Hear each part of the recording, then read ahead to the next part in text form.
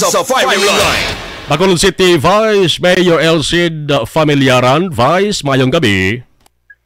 Yes, Action Marlon, may gabi dira sa imo listeners and viewers. Salamat gid Vice. Relief order gibabanaog kay BCPO Director Alinio ang petsa subong nga adlaw July 19, 2024. Ang order sa iluhon siya bilang opisyal sa nga CIDG. Una gid Vice, ano ang imo reaksyon sa pag-relief kay Alinio?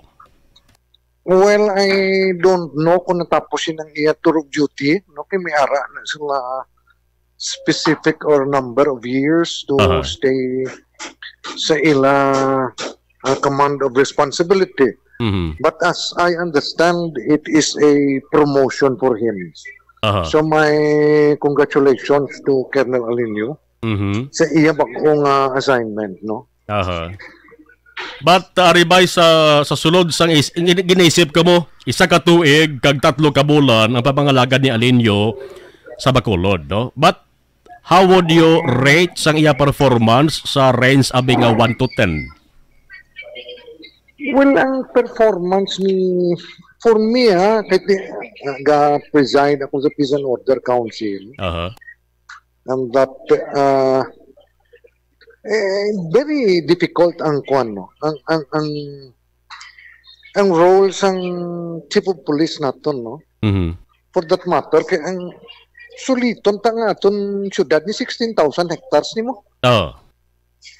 Divide mo na bala ang 16,000 hectares sa police force mo kung pila kabilog, no? Amo nang ila i-secure or amo nang on his part amo nang i-manage niya, no?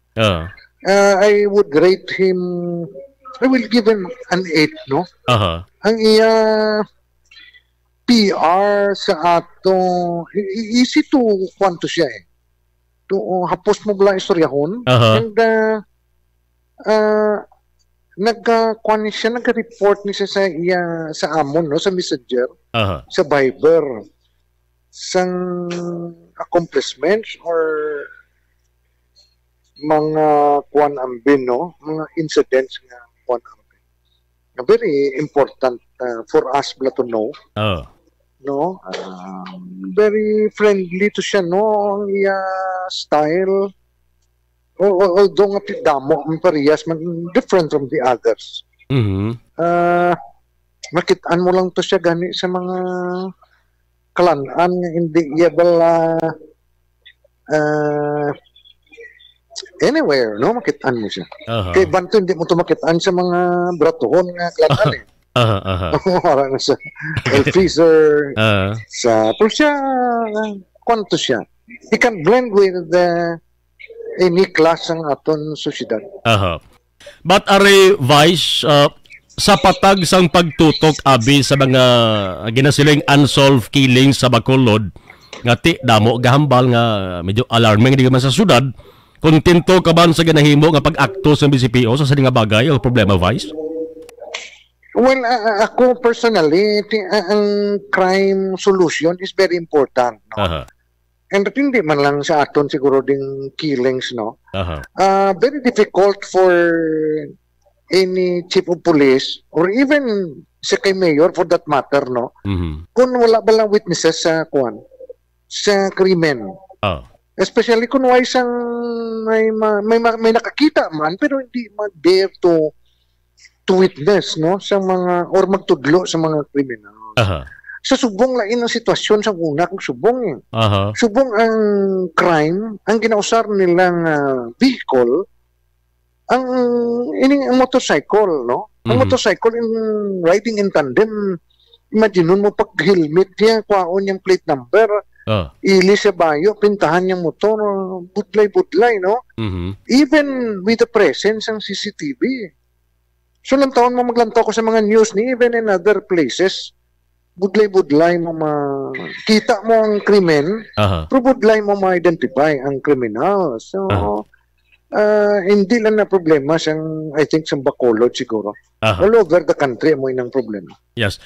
Wala pa naman mahingadlan, Vice, kung na siyan ang mabulos, pero para sa imo, kung natagan ka may kahigunan, nga magrekomendar or magpili, ano ang dapat? kinahanglan ba lang nga taga Bacolod or taga Negros o kung dapat pangayaw nga chief of police? Well, depende sa management style. Aha. Kaya normally, ginausar sang aton niya kapulisan ang ila assets dalo mo. Mhm. It's how you use ang imo pundo, how you deal with your subordinates, no?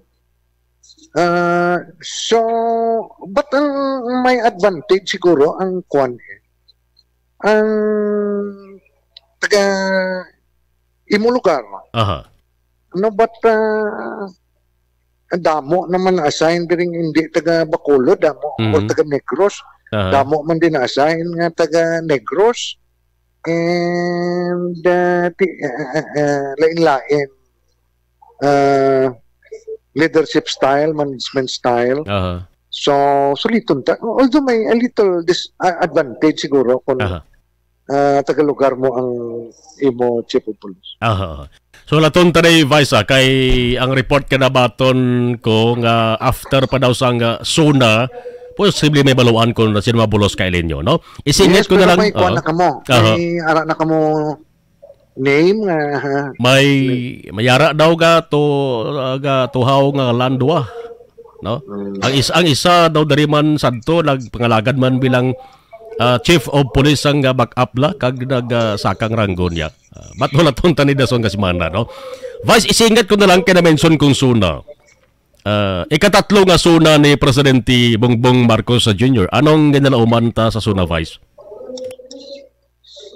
Well, sa food security. I'm expecting sa kuano isa i-mention niya how to address ang rising cost of basic needs. Especially iti ang balikan tang rice Another issue ang transportation, nga modernization. May mga lapses na may mga problema. Yes. And